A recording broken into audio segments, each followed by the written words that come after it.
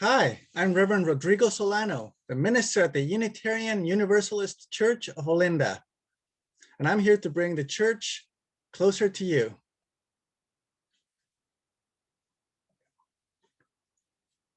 Easter always brings a great deal of imagery.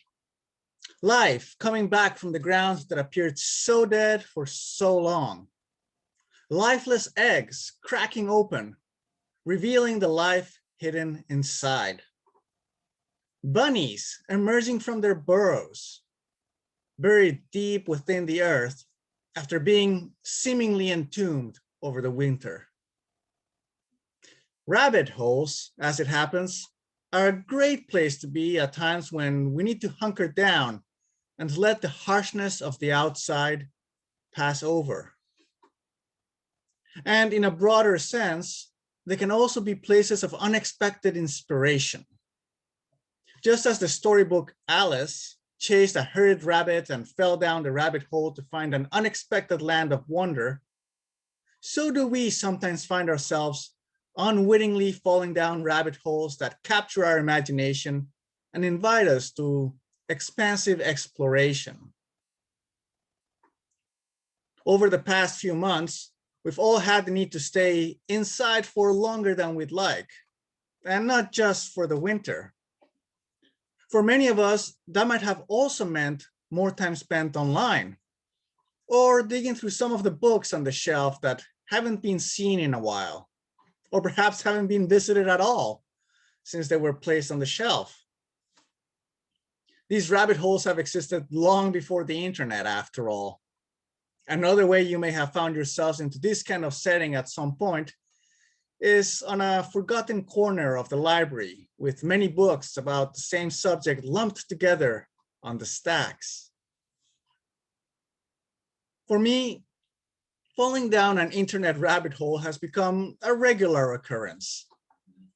One of my characteristic pandemic rabbit holes has been browsing through virtual choirs, which have already been around for several years, but have experienced a boom over the past year for obvious reasons. And I was amazed by the qualities of many of these creations. Not only were many of them well put together, but they were also playfully put together, witnessing to the harsh realities of our current times while also finding reasons for and moments of levity, seeking and finding spots of joy to shepherd many of us through these times. Along with the sheer entertainment and inspirational value that they bring, I've also found that these proverbial rabbit holes tend to reveal small subcultures you might not have even realized were there. But enough people who share niche interests and talents can get together to really make a kind of cottage industry about specific needs and excuses to get together, even if it's only online. I was quite piqued by the fact that there were many amateur choirs made up of medical professionals, which I didn't know was a thing. And many of them were in fact Canadian medical professionals.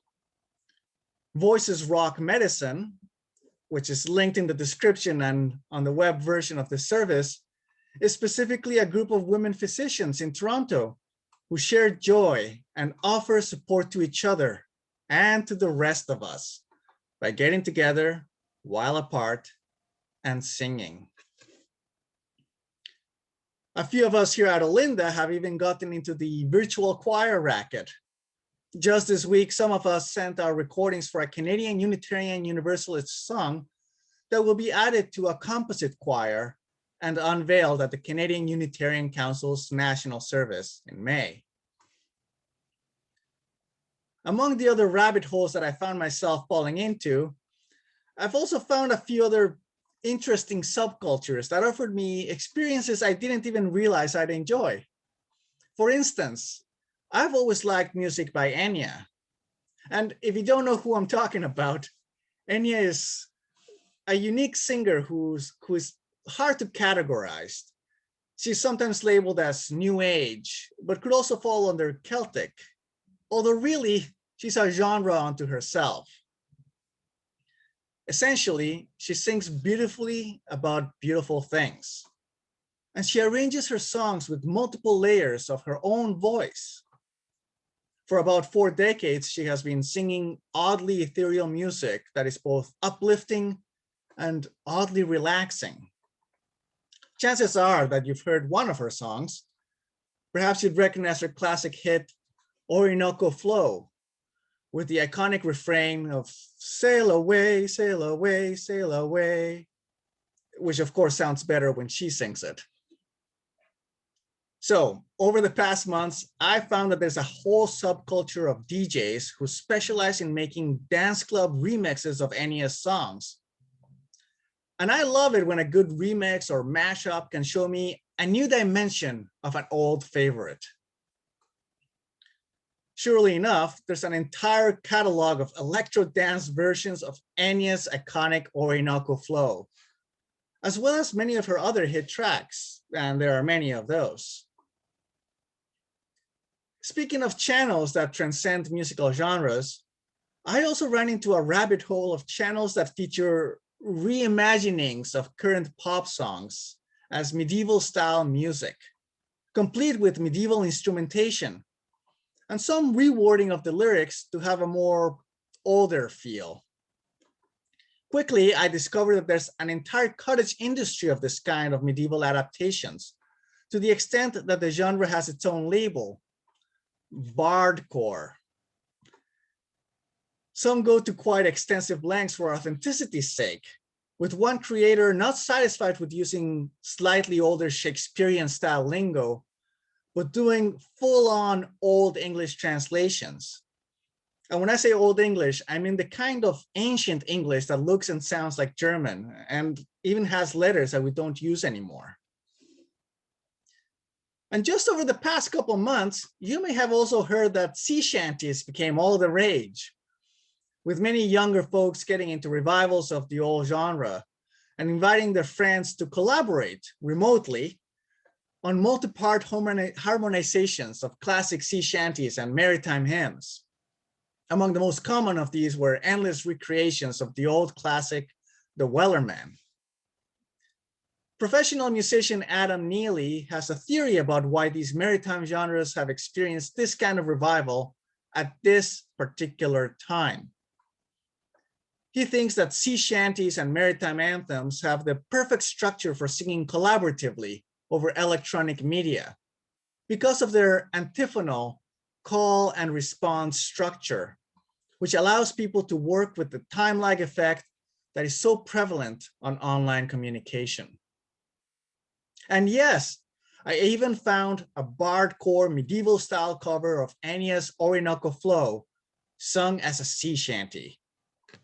Amazing what you can find when you go deep enough into a rabbit hole.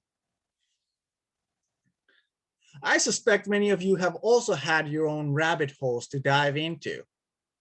Certainly, many of us have become armchair epidemiologists with a newfound fluency on the lingo of R numbers, efficacy rates, exponential transmission, and the subtleties of the mechanisms of mRNA technology to produce protein spikes provoking antibody production as an immune response, which we can talk about leisurely over dinner. Of course, few of us have become true medical experts, and we have been reminded of the value of trusting medical expertise, recognizing the realities that the field is not static, and therefore decisions need to be made with imperfect and shifting information. And here's where we come into the double edge of rabbit holes. We've heard about these on the news as folks get dragged into unfounded fears, misinformation, and conspiracy theories. And they have real impacts. We've seen these with dubious personalities hawking dubious remedies or denying the real risks of disease.